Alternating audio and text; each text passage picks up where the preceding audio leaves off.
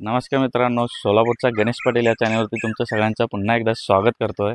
तर मित्रांनो, आज सोलापूर जिल्ह्यातील अकलूज शहरातील नीरा नदी काठी असलेलं आई अकलाई देवी मंदिरला आज दर्शनासाठी आपण आज आलेलो आहे आणि इथले थोडंफार काही वैशिष्ट्य पण आपण जाणून घेणार आहे मंदिरच्या बद्दल।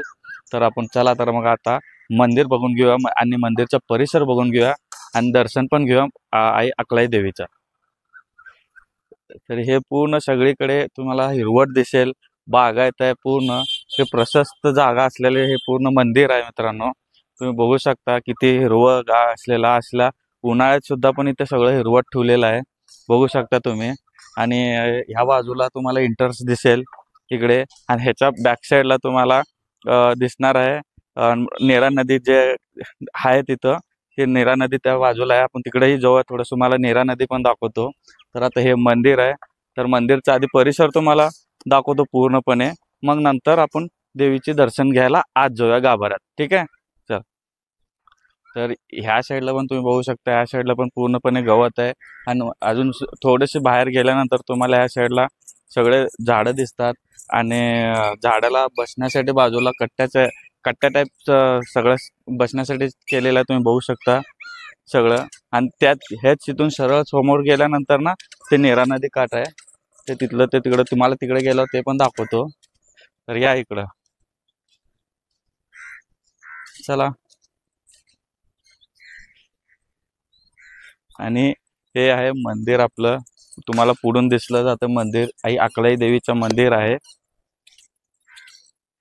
सुंदर असं हा मंदिर आहे। कम से कम ह्याला 4 ते 5 कोटी रुपये खर्च आलेला आतापर्यंत ह्या मंदिर बांधण्यासाठी नवीन।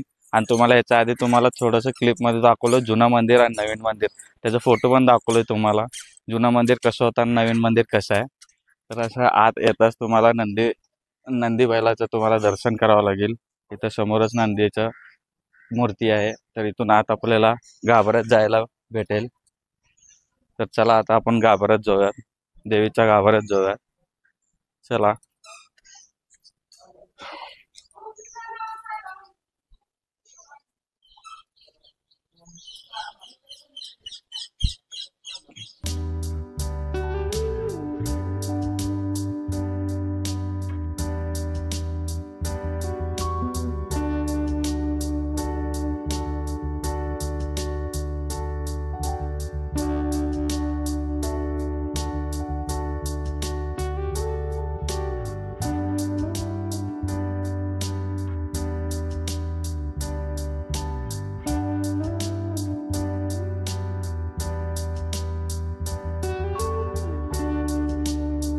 तर मित्रांनो, आज महाराजाला म्हणजे जे देवीची पुजारी आहेत त्या महाराजांना विचारलं थोडीशी माहिती द्या आणि देवीबद्दल पण थोडीशी सांगा म्हणलं, तर ते सांगतो बोलले, पण फक्त कॅमेऱ्यासमोर येत नाही बोलले। आम्हाला थोडंफार माहिती सांगितलेलं आहे, मी तुम्हाला व्हिडिओमध्ये तुम्हाला सांगत राहील व्हॉइस ओव्हरमध्ये बाकीचं सगळं शूट दाखवताना। आणि त्यांना अलाउड नसल्यामुळं आपल्याला त्यांनी आतून हे करायला लागलं नाही, कारण आता सध्या बंद केलेलं आहे, त्यांचं परमिशन नाही आहे म्हणे तसे, कारण आज सगळीकडे CC कॅमेरा लागलेले आहेत, तशी नका करू म्हणून तसं बोलण्यात आलेलं आहे। तर त्यामुळं आपण जास्त फोर्स पण नाही केलो मी त्यांना।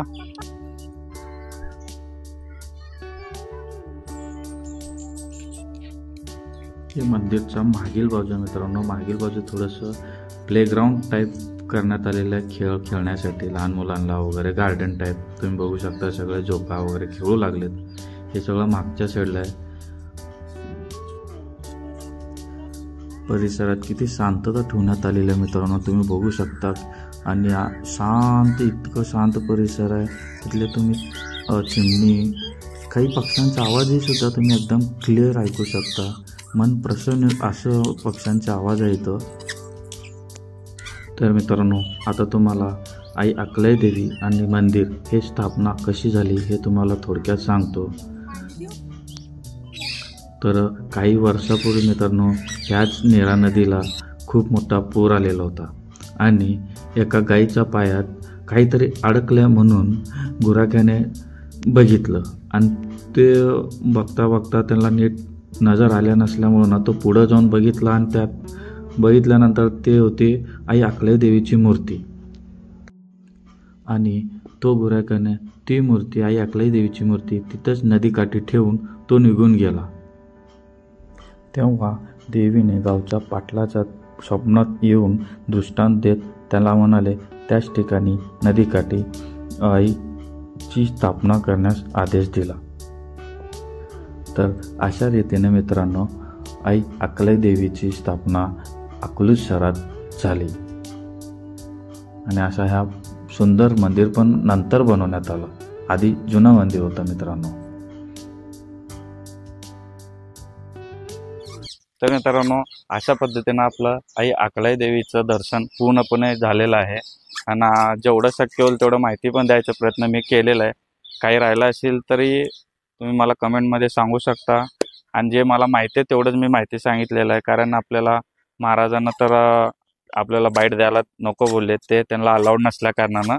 तर मग आता हा व्हिडिओ तुम्हाला कसं वाटला असेल हे मला कमेंट करून नक्की कळवा. आणि असंच आपल्याला चॅनलला सबस्क्राईब करून मला सपोर्ट करायला विसरू नका. आणि चॅनल सबस्क्राईब केल्यानंतर बेल आयकॉन ऑन करायला पण विसरू नका. असेच वेगवेगळे पद्धतीचे ऑल टाईप ब्लॉग बघण्यासाठी आपल्या चॅनलला सबस्क्राईब नक्की करा. भेटूयाच असंच एका नवीन व्हिडिओमध्ये. तोपर्यंत धन्यवाद. जय महाराष्ट्र.